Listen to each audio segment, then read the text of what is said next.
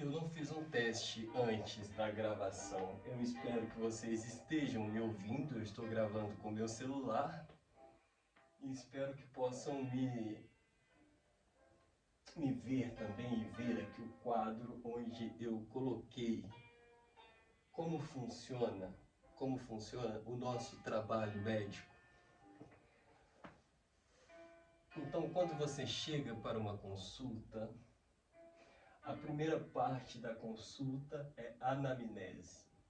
Anamnese significa trazer de volta, lembrar da história. É lembrar da história da doença, é escutar o que você sente. E as doenças, elas têm uma história natural.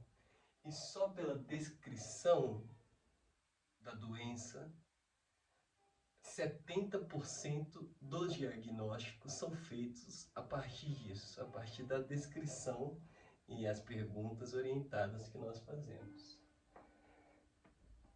70% do diagnóstico vem dali. 75%. O exame físico, que é quando a gente examina o paciente, ausculta o pulmão, o coração, palpa o abdômen, ele contribui com mais 15% de informação. E, eventualmente, a gente precisa de exames complementares. Mas apenas com anamnese e exame físico é possível fazer a hipótese diagnóstica. E só podemos pedir exames quando a gente tem uma hipótese.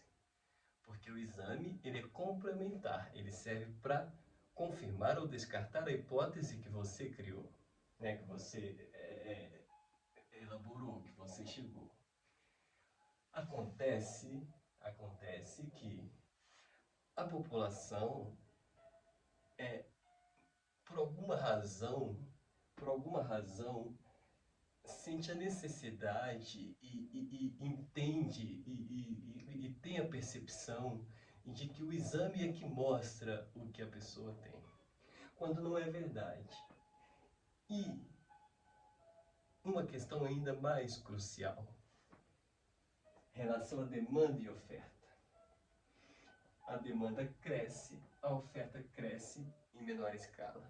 Então nós precisamos fazer tudo isso. Então eu assumo um plantão de 12 horas e em 12 horas passa 70 pacientes para serem examinados, para serem ouvidos e eventualmente terem exames solicitados e depois checados e receberem um tratamento adequado. Só que dentre essas 70 pessoas que estão lá, aparecem também, por exemplo, um jovem de 21 anos, sem nenhum problema de saúde, saudável, rígido, que ontem começou a escorrer o nariz, espirrar, tossir e ter febre baixa. E ele vai ao pronto-socorro perguntar o que ele tem. O que vocês acham que ele tem?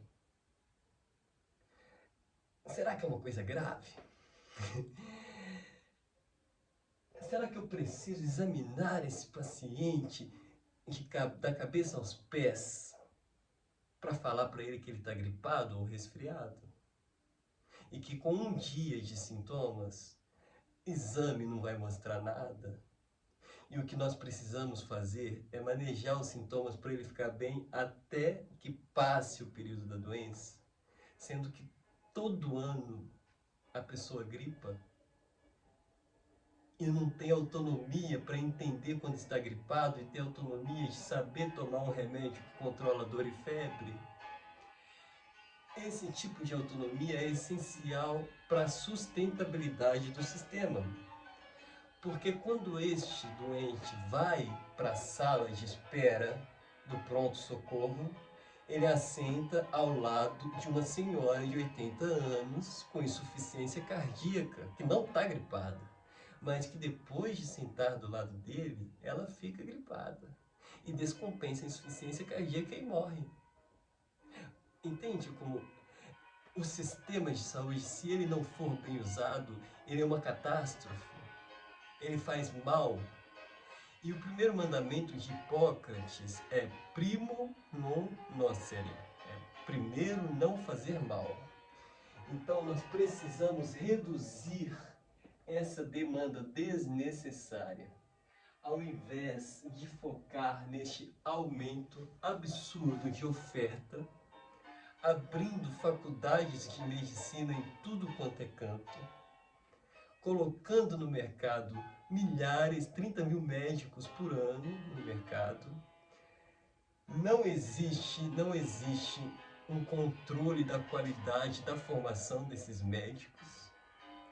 Então, muitas vezes, você entra no sistema de saúde e está se expondo a riscos. Se expondo a riscos. Porque não tem esse controle, né? essa métrica, né? E a própria situação, né? Assim, quando você tem que lidar com 70 pacientes em 12 horas, entre eles pacientes graves e não graves. Então, isso é completamente insustentável. E se nós ficarmos correndo atrás de aumentar a oferta para acompanhar a demanda, sendo que a população está envelhecendo e crescendo, não, a gente vai ficar correndo atrás da solução para sempre e nunca vai alcançar. A gente vai continuar enxugando gelo. Então, é de suma importância que as pessoas entendam que nem sempre é necessário examiná-las de cabeça aos pés. E isso não é desleixo, porque se chega esse jovem com o nariz escorrendo, tossindo, né? Talvez uma ausculta pulmonar, né? Mas examinar a barriga, fazer toque retal, né? Assim, é um exame direcionado, rápido, porque existem muitas pessoas que precisam de uma atenção maior. E isso não é descaso por parte do profissional. E às vezes parece que é a equipe de saúde contra os pacientes, quando a nossa profissão existe justamente para cuidar da saúde de outros seres humanos. É uma loucura o que acontece. Parece que nós estamos em disputa quando o meu papel é salvar vocês. O papel do médico é salvar o doente, é cuidar do outro. Essa é a nossa vocação. Então, é importante que vocês saibam de onde vem a nossa conclusão sobre o que vocês têm, que os exames complementares, eles são complementares ao diagnóstico e nem sempre são necessários, e na maioria das vezes não são necessários. Porque se você pede um exame que não é necessário, existem os falsos positivos, e o exame pode acusar uma coisa que você não tem e ir por um caminho todo errado. E você receber prescrição que vai te fazer mal e não vai te fazer bem. Eu chegando na casa da minha avó outro dia, eu vi uma medicação que foi prescrita por um médico que atendeu ela isolado, não sabe do histórico dela, né? E ela tem uma doença renal crônica e os níveis de potássio dela são altos. Então eu controlo a dieta, tudo para as coisas que ela não deve comer para não aumentar o potássio, porque pode causar arritmia cardíaca. E esse profissional, sem conhecimento do contexto, prescreveu justamente uma medicação, espironolactona, que é um poupador de potássio. Ele evita que o potássio seja jogado fora do corpo através da urina. Que é um absurdo, que eventualmente mataria ela por uma arritmia cardíaca. Então vocês entendem? Eu tive essa motivação. Foi amador, eu estou no meu quarto. Muito provavelmente eu vou postar isso desse jeito mesmo. Porque acredito eu que eu disse o que eu penso. Posso não ter dito da melhor forma, mas talvez, se eu conseguir mobilizar alguma coisa aí, a gente possa continuar essa conversa em outro momento. Fiquem todos com Deus, se cuidem, cuidem da saúde de vocês e da saúde dos seus. E evitem procurar o sistema de saúde por qualquer razão. Aprendam a conhecer o próprio organismo, a assumir as rédeas da saúde, a entender quando é necessário e quando não é necessário buscar assistência profissional. Porque esses pequenos adoecimentos da vida, eles fazem parte da vida, e vão acontecer sempre. Como as crianças, quando estão entrando na creche e sempre adoecem. Então, porque elas não conhecem os vírus, estão conhecendo a partir da exposição, né? E geralmente são quadros leves, né? Assim, então, ter parcimônia, ter serenidade, ter calma e ver a evolução da doença. Saber, não, agora não. Saber, assim, quando você está com uma febre, com dor no corpo, é claro que você vai se sentir mal. Agora, saber, porque você vai chegar lá com um dia de doença, você vai receber uma prescrição de dipirona.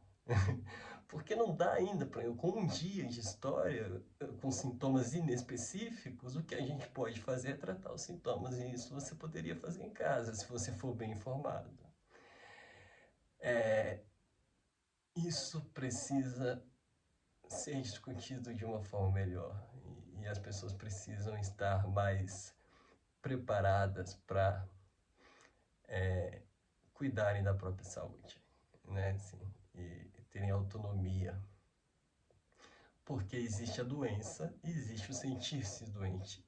E me parece que as pessoas sentem-se doentes demais, muito mais do que estão doentes. Por uma insegurança, por um medo, que a gente precisa procurar as raízes desse medo e dessa insegurança, né?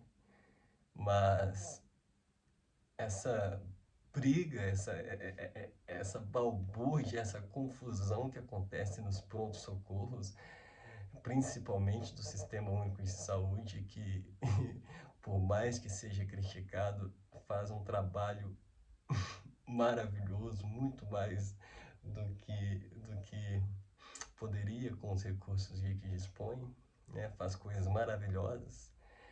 É importante, e fazendo isso também é uma tentativa de ter coragem, de enfrentar o problema e caminhar por esse deserto até chegar à casa de Deus, né? Até o Monte Sagrado, como dito na leitura, né? Um grande abraço. Fiquem com Deus e saudáveis.